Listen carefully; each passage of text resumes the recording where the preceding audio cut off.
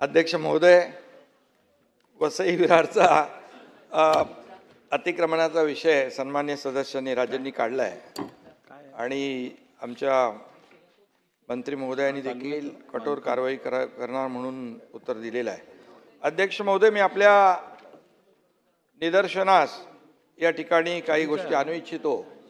वसई विरार महापालिकेच्या हद्दीमध्ये नोटिसा देण्यात आलेल्या बांधकामांची संख्या आहे 7896।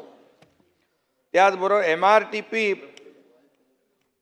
अंतर्गत दाखल केलेल्या केसेसची संख्या आहे 828 आणि फौजदारी गुन्हे दाखल केलेल्या प्रकरणांची संख्या आहे 207।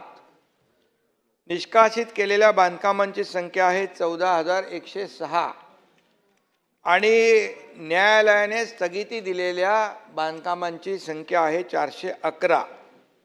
आणि काही आता या कोर्टामुळे काही निष्कासित करण्याचे बांधकामं अद्याप बाकी आहेत। कोर्टाची जशी आदेश होतील त्याप्रमाणे त्याच्यावरही कारवाई करू आपण।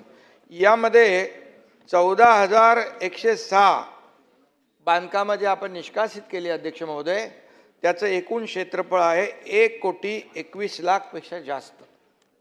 म्हणजे जी कारवाई आहे ती कारवाई महापालिका करते आहे।